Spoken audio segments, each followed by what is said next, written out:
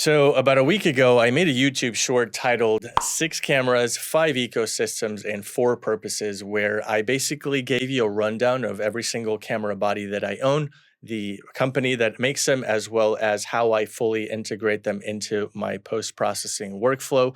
And in this video, as promised, this is a lengthier. I will be deep diving into each and every one of these camera systems so that you can sort of check them out for yourself. And if you're interested, I hooked you up with a link in the description so that you can pick one up in the event you choose to do so. Now, before we proceed, of course, full disclaimer, I own all of these cameras and they were paid with my money. In no way, shape, or form is this video sponsored in any way.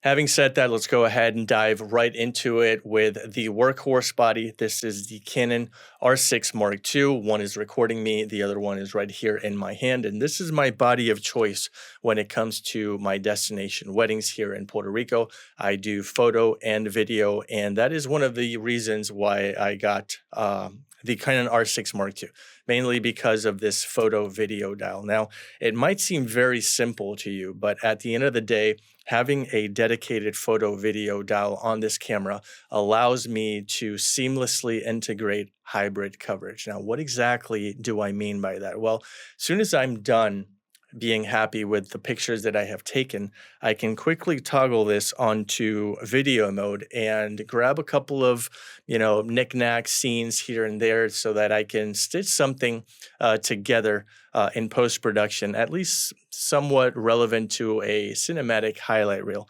A lot of my couples, unfortunately, can't afford a full-blown wedding film, and so sometimes I go the extra mile and I grab bits and pieces of highlights of their wedding and I stitch something in post, which is ultimately a little bit more affordable and cost effective for them so that I can, provide both services under the same roof, and make my clients happy. So this is one of the biggest reasons why I got this camera.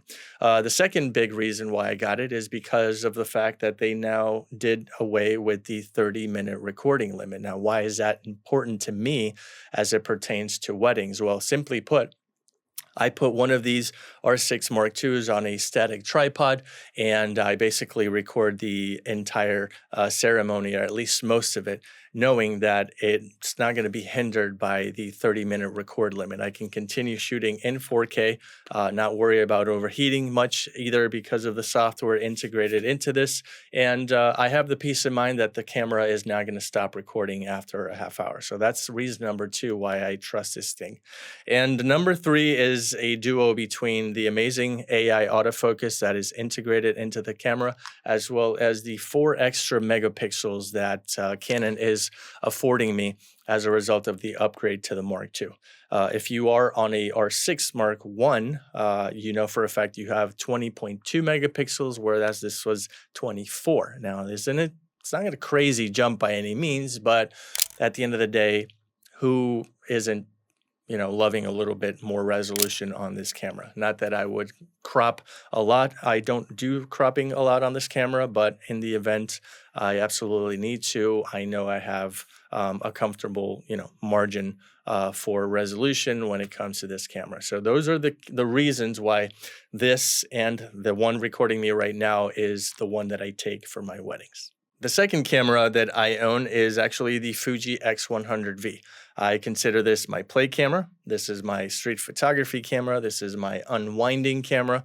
This is the I want to take pictures for myself camera. And this is the camera that I choose to use for my personal account, which I will happily link below, Pixelated Mementos. Don't post there often, but it's more like a me Instagram account, behind the scenes of fun things that I just randomly like to take pictures of. So I picked this bad boy up in, I want to say, September of 2022 while I was in Arizona on behalf of Aftershoot. I was manning the booth, and it just so happens that Brian from Camera Exchange was literally across the hallway there, and he just so happened to tell me he was expecting a couple of X100Vs that were very rare to find back then.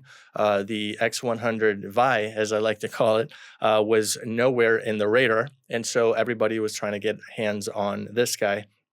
And I am sure I pissed a couple of people off by skipping them in the line, but he was gracious enough to sell me one at MSRP, and it was sitting by the door of my then ex-girlfriend's apartment as soon as we got back to New York. So this has been my sort of my go-to whenever I feel like, taking pictures for myself, whenever I feel like having friends and family over, or I'm at somebody's house and I feel as though an iPhone just isn't good enough.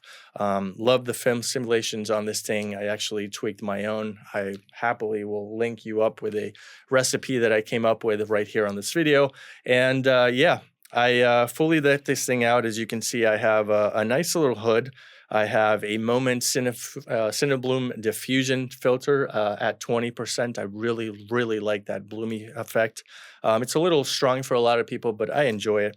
I also have a shutter button that I screwed on here, as well as a Peak Design. I want to say it's an eye strap.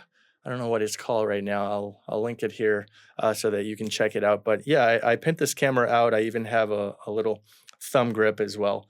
This is a beauty. I like the silver and black trim, and honestly, I just don't see myself needing to upgrade to the X100 because of the fact that this is just one of those camera systems you feel as though you can own for the rest of your life. So this is probably going to be on my fanny pack everywhere I go, and it's probably going to capture a lot of my behind-the-scenes photos of my life.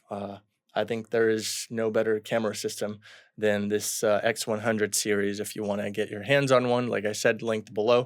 I would still get an F if it's available. And if you don't own any, definitely try to go for the 6 if you can wing it. But yeah, love this thing. The third camera in my repertoire is something I never thought I would ever own, and that is a Sony. This is the Sony ZV1F. This is my new content creation camera. Believe it or not, this is sub $500. This is the most entry level you can get into the mirrorless realm when it comes to Sony cameras. Now, why exactly did I get something like this? Well, that's because I needed something that was small, portable, as well as whenever I looked at it, I decided that I wanted to shoot content, specifically when it comes to social media. TikToks and Reels are so easy. Sometimes I just get inspired to literally talk about anything once I even glance at the thing because it's so small, it's so easy to use. Their Sony menus have been revamped, which is a breath of fresh air because it was actually one of the things that kept me from owning a Sony. I just think their menu absolutely is abhorrent, but this one is very easy to navigate. I now flip this thing wide open and I can press the buttons and delete if I have to without even looking. That's how seamless it has integrated into my workflow. I did buy a ND filter for it because of the fact that sometimes I do take it out and about and try to vlog as much as I dislike vlogging. Actually, I shouldn't say that. I don't vlog as much because I just don't think I'm great at it, or I've built up a personality to the point where you'd be interested in me vlogging. But in the event I start doing that, then this is definitely the way to go. As you can see, this is so tiny. It fits in the palm of my hand. And just a no excuses kind of camera. This is how I've been creating content on social media, specifically YouTube, for the past 2 months. Aside from a couple of videos on my Canon. But fact of the matter is, I love this thing. I have fallen in love with this thing. It doesn't shoot raw pictures, unfortunately, but in a pinch, you can sort of create a profile and emulate film simulations, much like you would in Fuji. I have done that, and pictures come out pretty decent. It's got some, I don't know, maybe it's like 20-something megapixels on this thing. It's not bad at all, but for the most part, it's serving its purpose. And like I said, this is how I create a lot of my social media content and just basically create content in general. Fourth camera that we are going to be discussing is the Insta360 X3. Now, Josh Huggett, amazing photographer based out of Adelaide, Australia, met up with me in Peru not long ago in May, and he put me up to this thing because I was able to see how he used this into his workflow. And the fact of the matter is, he mounts this on his Canon R3, and this is basically how he creates BTS for weddings. BTS, of course, being behind the scenes, and I absolutely fell in love with the versatility of this camera because it's a 360 camera and basically covers the whole realm of everything that you record. So in other words, you can record the bride getting ready, you can shoot yourself at the same time by quickly, swerving around in post-production. And it's just honestly fun to use knowing that you're going to have so much creativity in post-production. And this is also a way to provide your couples with an immersive experience, especially those that didn't even ask for video. Sometimes I will throw this into their package to sort of spice things up a little bit, sweeten the pot, and they are delighted with the pictures that end up in the end of my videos before I show them how we actually got that image. And so having an Insta360 on my hot shoe, as well as on an L bracket that I buy it every time I have to use the X3 trigger for flash, is an invaluable asset to my business because it gives them a glimpse of what it's actually like to work with you during a wedding. And so this is actually a boost for my my business, my wedding photography business here in Puerto Rico. And I highly recommend this camera if you want to capture the behind the scenes of what it's like to work with you as a professional. So love this little thing. The X4 came out, but it's a little overkill for what we do. I think it shoots 8K and everything, but at the end of the day, I don't want to worry about Instagram like compressing my files to the point where it just looks like HD at the end of the day. So yeah, this highly recommend. Love this thing. Take it everywhere. And last but not least, my little forgotten GoPro Hero 9 Black. This is actually how I used to record the behind the scenes of my weddings. I think I ran into a Taylor Jackson video in which he put up a lot of people to this L sort of mount bracket that you screw onto the bottom of your camera and then just place this off to a side so that you can still grab your Canon and your Sony and your Fuji nice and relaxed, but also have a point of view of at least the front part of what it is that you're shooting. So this is how I used to record the BTS. I still keep this around in a pinch in case I forgot my Insta360 or I need both cameras recording BTS simultaneously on my dual harness. But this has been a really cool camera. I used to do car videos like this. I just mounted it on a suction cup. Sometimes I had a video segment called The Morning Rant, which I ranted about everything and everything. And so this is how I recorded this. So I have still kept it. I think it's currently on Facebook Marketplace. Today I got a lead for it, but in a pinch, it would actually serve a really cool purpose. If I want to go paddle boarding or anything like that, I have all sorts of mount for this thing.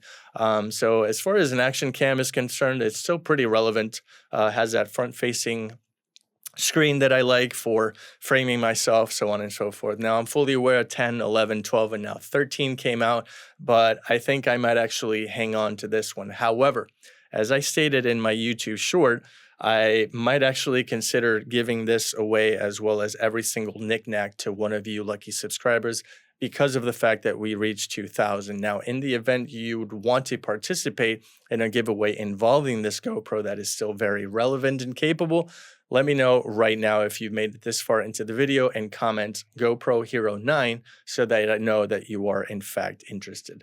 So there you have it. Those are my cameras. These are the things that I use both for business, for content creation, for behind the scenes, and everything in between. Again, if you are interested in any of these cameras and I've piqued that interest, I've hooked you up with a link in the description so that you can check them out for yourself. I think the Canon R6 Mark II is enjoying an amazing rebate as a result of the R5 launch. The X100V, I'm sure, is a lot cheaper as well because of the 6 being out. And yeah, if you're getting into content creation, look no further than the Sony. This thing is a 4K tiny beast and will get the job done. And then if you are looking to, show some behind the scenes, you can't go wrong with the X3. And again, you want this thing? Comment below. I definitely consider giving it away for all the support you've given to this channel.